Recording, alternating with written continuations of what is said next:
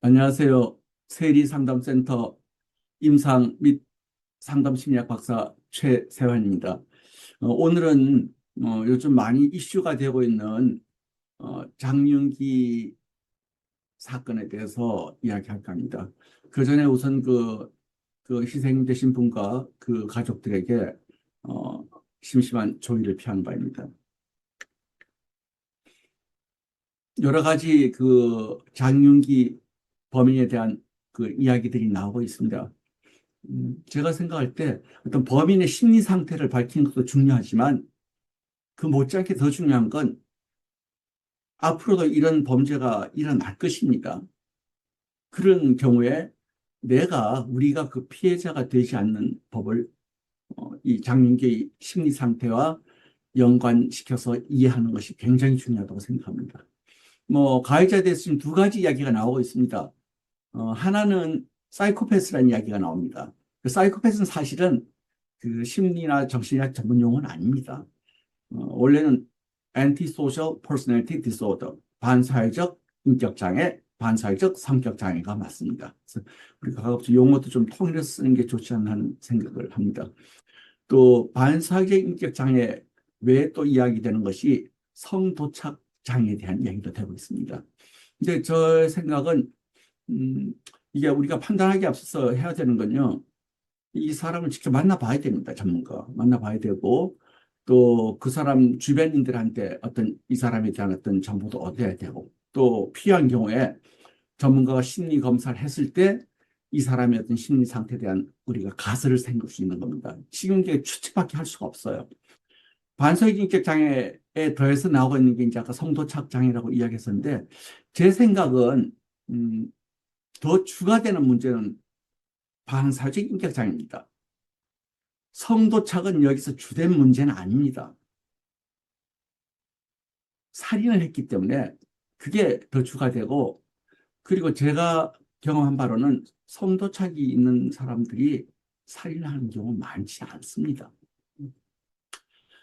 그 반사회적 인격 장애는 이제 쉽게 얘기하면 규칙을 어기는 병입니다. 18세 이상에서 진단할 수가 있고 15세 이전에 품행장애, 영어로 conduct disorder라고 합니다. 그게 나타나야 됩니다. 두 개 비슷합니다. 품행장애하고 반사인격 장애가. 음, 저는 뭐 정신 분석하는 사람 아닙니다만은 분석적으로는 반사적 인격 장애, 품행장애는 도덕책이 없는 사람입니다. 왜 정신 분석에서 그런 이야기 하잖아요. 뭐 이드, 이고, 슈퍼이고 이야기하죠. 뭐 그 이야기한다면 슈퍼이고가 없습니다. 영어로 NORM, norm이 없는 사람입니다. 기준이 없습니다. 우리가 일반인들은 어떤 생각이나 충동이 밀어올리면 자기가 가지고 있는 어떤 노험에 비춰봅니다. 이 행동은 나쁜 행동이다. 이 행동은 해도 된다. 어떻게 실행에 옮길지 그런 것들을 이제 비춰보고 또 양심이라는 것이 이제 그걸 억제하는 기능을 합니다. 그래서 예를 들어 내가 저 여자하고 사귀고 싶고 저게 나비게 먹고 싶더라도 일반인들은 행동에 옮기지 않습니다. 근데 반사회적 장애 있는 사람은 도덕책이 없습니다.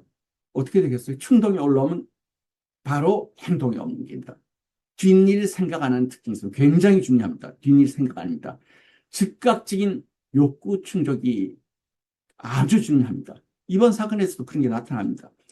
거기 뭐 비교적 CCTV가 없는 지역이라고 하지만 대도시 지역이고 사람이 다니는 그 시간대에 그런 일을 하는 건 이 반사회적 인격장애의 어떤 즉각적인 욕구 충족, 뒷일 생각 안 하는 그런 특성이 그대로 반영된 거죠.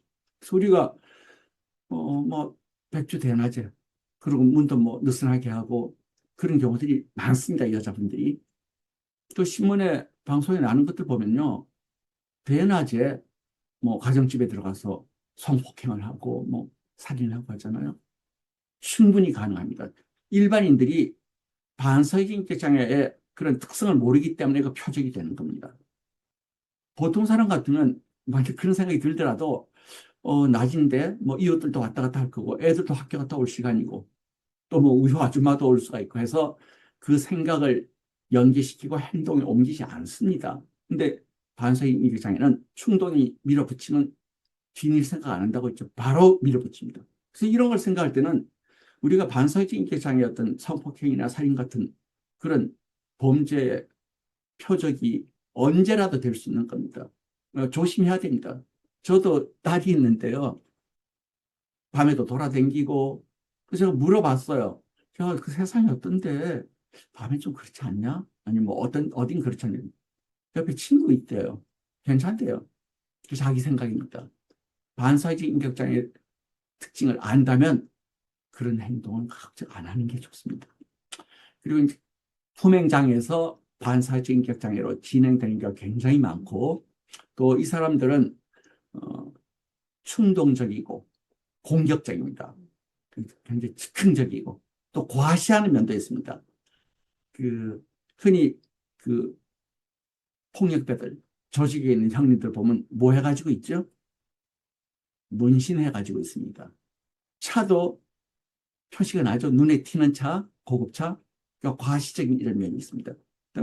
공감 능력 전혀 없습니다. 또 타인의 안정에 대한 관심도 전혀 없습니다.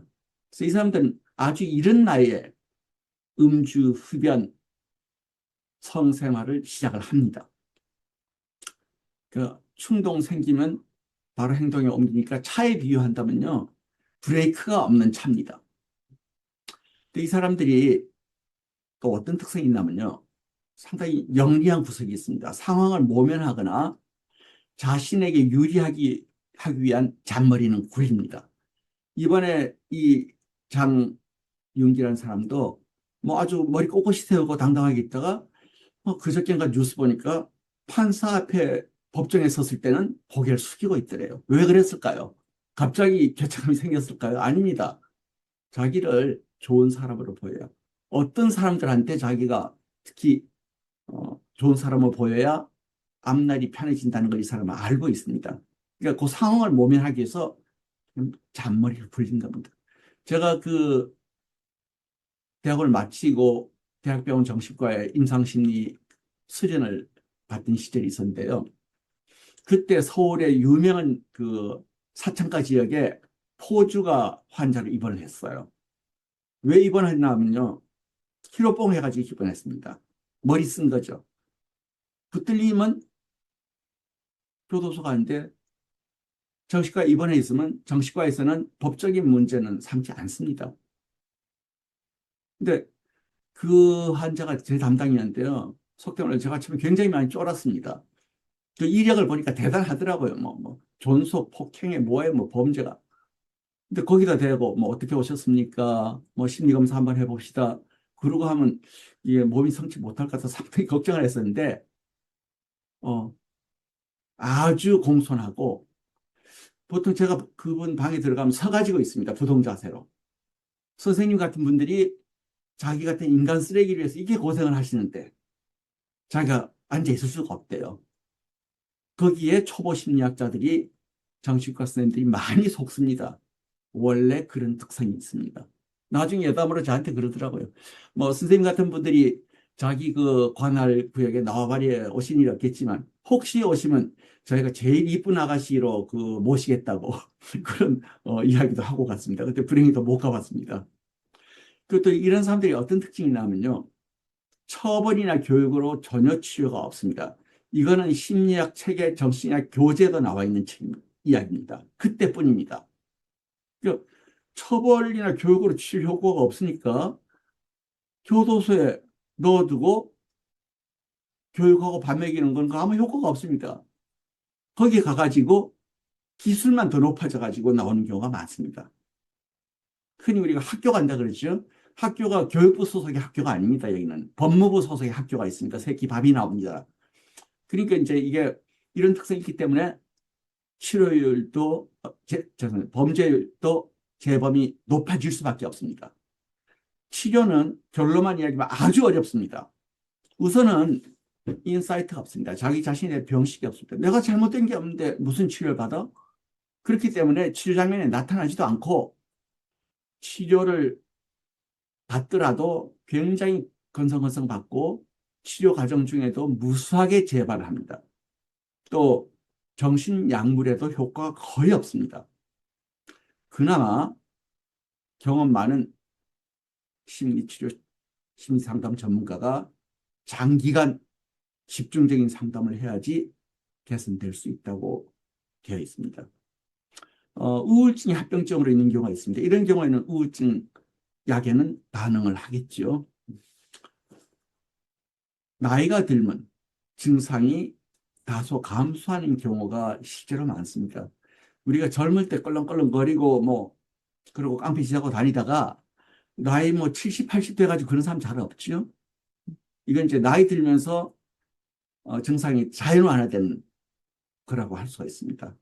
나이 들어서 증상 완화돼도 별 수가 없습니다. 이런 걸 흔히 철들자 노망이라 그럽니다. 그래서 여기 아까 말씀드렸지만 교훈이라고 하면 반사회적 인격 장애자가 사회에 있는 한은 범죄에 안전 기대가 없습니다. 그리고 처벌로 교정이 되지 않기 때문에 할 수 있는 건 치료를 받게 되는데 교도소나 그 시설 내에서 집단 상담을 한다든지 프로그램을 하는 거 그걸로 치료 안 됩니다. 제 생각은 심리학 정신 상담을 제대로 공부한 선생님이 또 특히 이런 반사회적 인격 장애에 대한 연구를 하고 다양한 경험을 쌓았을 때 그런 분이 심리 상담을 해야지 효과가 있다고 생각합니다. 교도소나 시설에 있는 경우에 장점이 있긴 있습니다. 왜냐하면 밖에 있을 때는 사회 속에 있을 때는 지속적으로 안 옵니다. 근데 교도소에 있을 때는 붙들려 있으니까 의무적으로 일정 기간 오게 되겠죠. 이게 이제 상담을 좀 끌고 나갈 수 있는, 이어 나갈 수 있는 그런 장점은 분명히 있습니다. 이 내용이 여러분에게 조금이라도 도움이 됐으면 하는 바람입니다. 감사합니다.